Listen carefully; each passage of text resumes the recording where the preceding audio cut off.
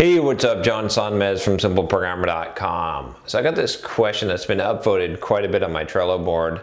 If you don't know what I'm talking about, I have a Patreon page that you can sign up for, that you can get access to my Trello board where my videos are, and you can actually join the Facebook community, a whole bunch of stuff, and you can actually upvote videos and decide which ones that that you want me to do first.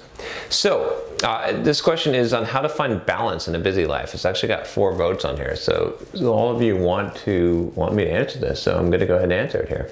So this question is from Bob, and he says, how do I achieve enough of a balance in life as a CS student and later a software developer? I'm in a situation in junior college where I'm going to be starting my first CS class as well as Calc 1, and I had to give up a lot of things to get to this point. Recently I was forced to stop working out because it was making me too tired to study trig/pre-calc the past few semesters. Additionally, I've been socially isolated due to how much I have to study. I am a bit of a slow learner when it comes to math, so it takes longer, and it's prevented me from making attempts at building social connections with people, which greatly improving my mood. I also have stopped watching television almost completely, stopped video games, and barely have time to self-study for my own code projects. Furthermore, over the summer, I've been wanting to get a part-time job to support all my tech endeavors. However, I feel that I will end up cutting into my studies too much, and I might fail my calculus class when fall semester rolls around. The worst part is that I know the workload will get even bigger and heavier when I get to university level studies. This is my problem. I love CI, and I would rather die than not get my degree. However, the social isolation and not being able to earn my own money are both crippling my mood, and the result is quite often depression and anger. It has also made me a bit boring. So what's your advice on how I can achieve a greater balance in life, but not to the point where I start failing at school? This is a tough one. You know, I would have to say, Bob, here that you need to start planning your schedule. So every time that someone comes to me and they say they don't have enough time, most of the time that's not true, right? Most of the time what it is that they're just not using their time wisely, and a lot of time is leaking out and they don't realize that. And so what I would say is you need to just, you know, go and do a kind of a reset and reset your priorities in life, and then really pay attention to planning out your schedule. Now, probably the first thing to do is to start tracking things. If you can start tracking your time, I know this is a pain in the ass, but don't change anything, but just track your time for a week. Just carry a notebook with you, or you know, figure out some simple way, and I'm gonna say low tech because I don't want you to spend a whole bunch of time figuring out how to track your time, but where you can track every hour of the day. I wanna know for 24 hours for an entire week, what did you do, right? And this is important so you can see where your time's going, and you can see if it's going the places that you want it to go, right? I mean, we all struggle with this problem. Time management is the most difficult problem to solve because we all have a limited amount of time and we have a lot of stuff that we want to do.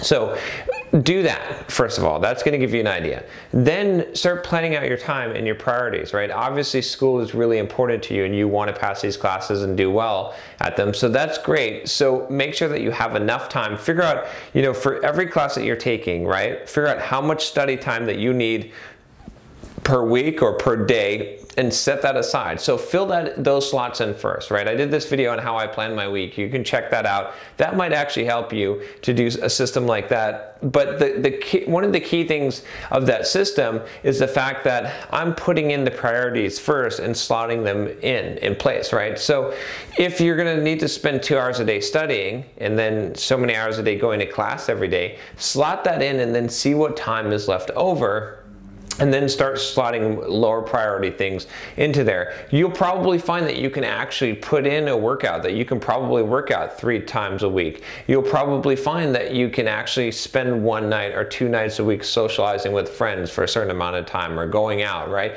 You'll probably find that you can fit some of that stuff in there. You probably won't find time for TV so much. Maybe you'll find some time, maybe an hour a week or some amount of time to blow off some steam and play some video games, right? You might find time for that. But you gotta like schedule this time, because most likely what's happening, like from what you're describing, because there's a lot of kids that go to college, right? A lot of you know, young adults that go to college and they don't have this problem, right? Because it doesn't take up their entire life. So what's going on here, right? And you said you're a slow learner. Okay, maybe, but I think that probably what's happening is that you're losing time. You're leaking time where you don't know. Like, how much time are you spending on Facebook, or how much time are you spending, checking your email and doing all kinds of stuff or browsing the web? You might not even realize, and you might feel like you don't have enough time for a bunch of stuff, so you're just killing a little bit of time here and procrastinating and doing, things like that. It could be that you just have this big procrastination habit, and that something that should take you an hour to do ends up taking you 3 or 4 hours, and you're like, I don't have time for anything else. There's a lot of reasons why this could be the case, but you got to think about this objectively. Now, the other piece that I'll say is that sometimes you're going to have to make short-term sacrifices in areas of your life to achieve goals. I mean, heck, there were times, for 2 or 3 years of my life where all I did was work. I mean, basically all I did was work and work out, and that was it. And I would work, 14-hour days, 16-hour days sometimes, and working on the weekends.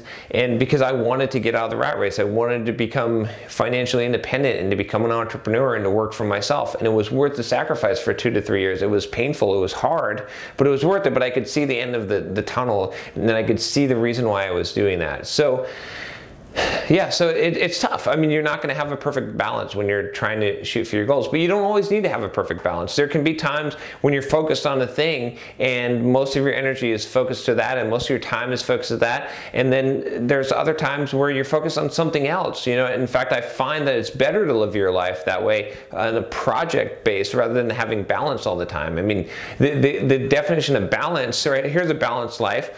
Wake up every morning, go get my coffee, go to work from 9 to 5, get home, watch TV, eat some dinner, whatever, play some video games, go to sleep, and start the next day again. That to me is worse. that people would call balanced, right? But that's not good. It'd be better to be focused on a project and to complete your degree, do what you're going to do, and then move on to the next project where your life is more focused on that thing rather than balanced all the time. So people put too much into this idea of balance. But for you, honestly, track your time.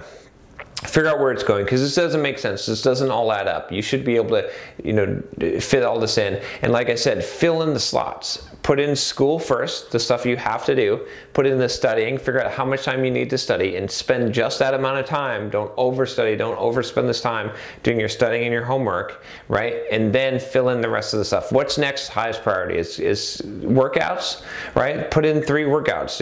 An hour a day, for 3 days a week to start, or figure that out. Socializing, put in an hour there. If you do that, and you see how much time you actually have, and as long as you stick to the schedule that you put in, put a little bit of buffer in there so you've got some room, I think you'll find you have more than enough time to do everything that you need to do, and even get adequate sleep while going to college. You're gonna have to figure this out now, because when you get a regular job and you're working 9 to 5, what are you going to do? You're going to have less time, right? So figure this out, get this solved. And, I have a blog post on how you're wasting your time.